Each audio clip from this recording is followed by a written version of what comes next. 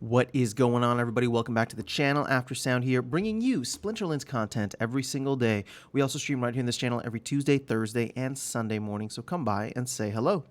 All right, guys. Well, I guess when it rains, it pours, but we have our second pre-proposal in 2 days, essentially, after going, I think, almost 2 months without any of these proposals.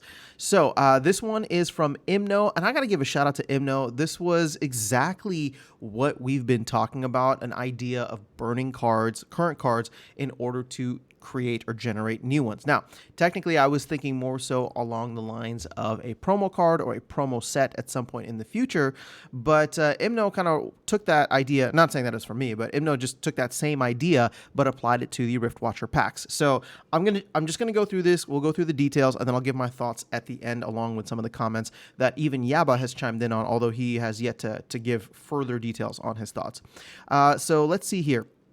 Essentially, what the proposal would be was, instead of buying the packs with DEC, right, 5,000 DEC plus a voucher, you could choose to burn a set amount of cards in order to get one of these packs. Now, it would be 200 BCX of a common, 60 BCX of a rare, 12 BCX of any epic card, and 3 BCX of any legendary card, plus one voucher for all of those, right? One max copy, or I guess you could do one max copy plus 2 vouchers. Okay, so there's a bunch of different aims, a bunch of different things that are being considered here in order to incentivize people burning cards of all rarities, right? So, and you can argue about the numbers here. That's not what I'm going to get into. It's just 200, 60, 12, and 3. Okay, so big picture, there's an oversupply of cards. Land soaking them up is speculative. I have been saying this for a while. I don't think land solves the card problem, at least not land 1.5. I'm hoping land 2.0 will. We still have 2.8 million Chaos Legion packs to open, so that's another 15 million cards almost right there. The team has acknowledged this oversupply by putting out 2 proposals to burn packs, and the community has passed both. Now, here's the thing. Since the proposals passed to start Riftwatchers and sell it in DEC, to burn Riftwatchers and also to sell it in DEC, we've only sold 43,000 packs. So I know we're closing in on like 50 million DEC locked up in the, or sorry, not 50 million, but 200 million DEC locked up in the DAO. But that's only 43,000 packs of the remaining 2 million packs when we started the whole burn process. So, you know, since then we've sold 43,000 packs, but we've burned 580,000, and another 80,000 went to the DAO. All right, so this means we likely won't sell many more packs. I've been shouting this from the mountaintops, saying that I think we'll probably end up burning more than half of what was minted initially for Riftwatchers in terms of the 3 million packs.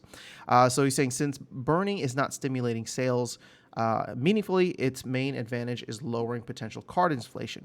So why not use them to create card deflation instead? So further benefits. Riftwatchers is an exciting set that players want. All right, cool. So while it's hard to say how much we could decrease the card supply by, but if 1 million Riftwatcher packs were sold this way, it could lower the total BCX of commons and rare cards by tens of millions. And that's a lot. That's significant, considering that, you know, our largest, I would say our largest card supply would be the common chaos rewards from the first set. So your Pelacor Bandits, your Gargoyle Lines. There were 8 million of those printed. So just for context. So of course, only cards that are significantly devalued to oversupply would ever be burned. But for instance, as soon as a common card is scarce enough to be valued by the community at just 4 cents, the incentive is gone to burn. So this could help with a lot of these lower level cards that people don't want, right? Or that there's just not enough value for, or not enough players for. So do I think we'll sell 1 million? I don't know. But actually, let me get into my thoughts at the end. So anticipated pushback and rebuttals. Let's wait and see what land does first. Imno says there isn't time to wait, which I agree with. Thousands of Riftwatcher packs are burned daily. The proposal system takes 2 weeks, and it takes time to implement if this does pass. So if they try after land, of which we don't know when land is going live. Land could go live, you know, in October or November at this point. I know we have it on maps, but there's still a lot of bugs being worked out. Okay, so there aren't enough cards for land / we have a card shortage. So according to Aggie, fully maxed out land would soak up 75% of all cards in existence. Most estimates I've heard from the community is 20 to 40% of land will be utilized. Yep, I think I'm all aligned on that. So it should be known that land is already here and went live on the map server already, meaning card staking is imminent and card demand is at its lowest in almost 2 years if you measure it by total market cap. I don't know that I would use the total market cap as a point for that, but I do agree that this is probably one of the worst or lowest points for Splinterlands in the entire time that I've been here. All right, so let's see if land is really going to demand enough cards to make a dent. We wouldn't be at a 2-year low. Okay, cool. So here's the other one. It will devalue Riftwatcher cards and be a slap in the face for those who bought in early. Yes, 100%. But Riftwatchers did come out a year ago, and if you've been buying Riftwatchers, then it is like you've had an entire year essentially to take advantage of those cards. But that's something that I will concede. It will devalue Riftwatcher cards, at least initially, to burn up some of those penny cards. Because, for example, if you take 200 common cards that are all 1 penny each, you're buying a pack for essentially $2, all right, plus a voucher, right? So that's cheaper than what you can get it for right now, which is about, with DEC being like 73 Splintoshis. Yeah, so it's like 25% off. You're getting it for like $3.75. So $2 is still significantly cheaper. This is a discount on Riftwatchers, and discounts devalue cards. Yes, this is another thing that we would concede, but we're not looking to necessarily devalue. Well, I guess we would be devaluing Riftwatcher cards because more of those would be coming into the mix, but we'd be giving value to other cards out there in the ecosystem. It's a trade-off. It's one that maybe people wouldn't agree with. I'm not even sure how I feel about it, but it is a trade-off. Some DEC will not go to the DAO, right? So this is true. If we start offering this, then people will stop, spending DEC and spending DEC just because it'll be cheaper. And then what about DEC created from card burning? So if you burn the cards for packs, no DEC will be given. If the current mechanics dictate, DEC must be given when the card is burned. Hopefully the team can design it so the system burns the created DEC. Possible modifications I've considered. 1, if the community would rather the DEC burned from cards could go to the DAO as payment for the packs, that's an interesting idea. And 2, if feasible to code, it could be made so any packs purchased with cards aren't eligible for airdrops. That would make DEC purchases more attractive. Interesting idea as well. Okay, so here's where I'm at with all this. I think it's a bold, innovative idea. I love it. I did vote for it, not necessarily because I'm going to vote for it in the final, but I want the conversation to be had on the broader stage, on a town hall with Matt, just because I like this idea. I like this idea of being able to burn cards that are semi-useless, right, or not in demand, for cards that people actually want, and get those cards into the game and make the game more interesting. Now, people might disagree with that, but I think we've been talking about this for a while on the channel. Excuse me.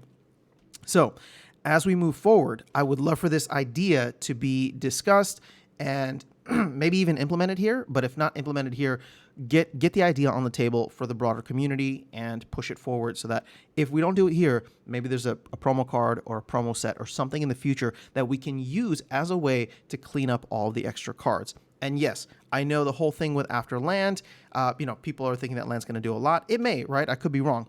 But here's where I'm thinking that this is probably just not going to happen in general. And we'll get to Matt's comments at the end. When you think about the fact that it's going to take 2 weeks at this point in order for this to be accepted, keep in mind that will put us into early October. At this point, the team is going all out on land, right? They have every developer working on land, trying to get 1.5 out. We don't know when that comes out, but I know as soon as that is done, the team's focus will shift to Rebellion. So let's say, best case scenario, we get land 1.5 sometime in the first half of October. Awesome. I'm sure the team will shift to Rebellion at some point, and that will be the priority because you want to get that out, before the end of the year. And I don't know what the lead time is. I don't know if there's going to be, how the presale or whatever is going to work, right? If we go back to Chaos Legion, the presale for that started in October, but the general sale wasn't until January. So there was like a 3-month, there was like a 3-month time period there, I believe.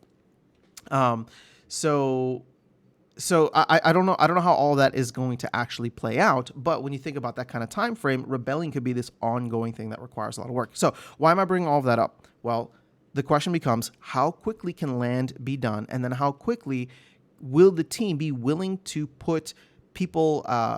Will the team be willing to put developers and resources towards making something like this happen?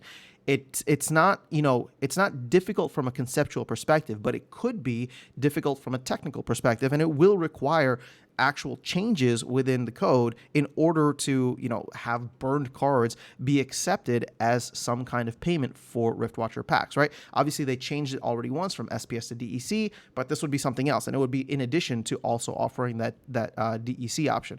Not to mention all the different caveats that people might put in, right? What do you do with the extra DEC that comes from burned cards? Does that go to the DAO? Does it not, right?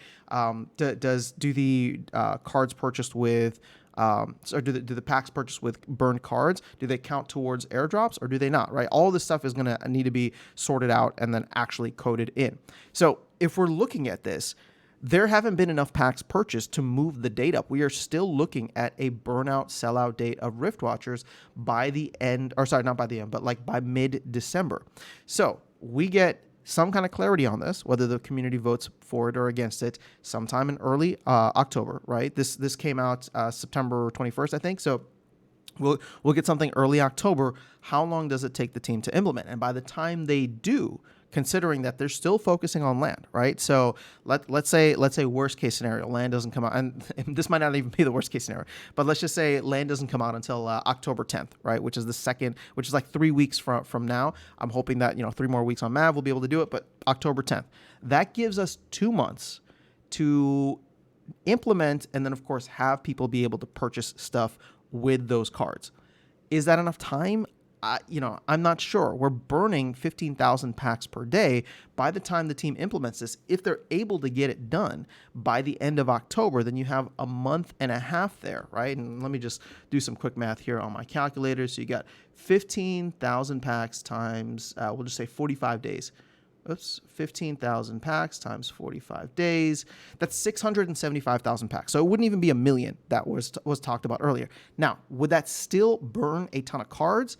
Yes, potentially, right? Because you take that 67,000 packs, 675,000 times 200. Even just the commons, we could burn 135 million commons. So yeah, it would be significant still. But the timing of it, especially with Rebellion coming out, with land being the focus until then, it seems like there's going to be too much going on. Now, I'm saying this to be realistic about where I see the timeline over the next, a little bit more than 3 months happening and where the team's focuses and priorities will be. But that doesn't mean I don't like this. I love the idea. And maybe, it's not perfect for something like Riftwatchers, but like I said, I'm voting for it in the pre-proposal stage because I want this to be part of the broader conversation. And if it's not an idea that's implemented for Riftwatchers here, either due to the community not wanting it for Riftwatchers specifically, or the team just saying that there's not enough time to really get this in and have it make a significant impact, well, then maybe we focus on having it for the next promo card, right? Or maybe the community votes in a Vruz type promo card. Since we didn't get one for Q3, I don't know if we're going to get one for Q4, right? That's still, that's still up in the air. But maybe something that we look at for Q1 of next year, right? When hopefully things quiet down a little bit for the team and they're not as focused on land and Rebellion, we can use this to soak up all the extra cards that land potentially does not. So let me just go ahead and close this out with some comments here from Matt. So let's go here. So regarding this proposal, I think it's a great idea generally, and I'm going to write up some thoughts and post it here probably over the weekend. So Matt isn't opposed to it, but I would assume he might have similar concerns to me in terms of the timing and all of that, and the company resources. But I don't want to speak for him. I'm just speculating here. We'll see what he comes back with. And like I said, to me, it's already a plus that this idea was put in front of Matt and that he likes the idea in general. So whether we do it here or not doesn't really matter to me. I'm voting for it, at least in this form, for the pre-proposal, and we'll see what the conversation looks like if it does pass. And right now, I think it is close to being a pre-proposal. Or sorry, no, a real proposal. And it's like over 90%, but we just haven't gotten enough votes on it yet. So let me know your thoughts in the comments below, how you plan on voting for this or what you would like to see potential changes. This is the time to be putting those changes in. So I'm curious to know how people would adjust this. But that is all I have for you in this video. I'll catch you all in the next one and see you around the game. Take care.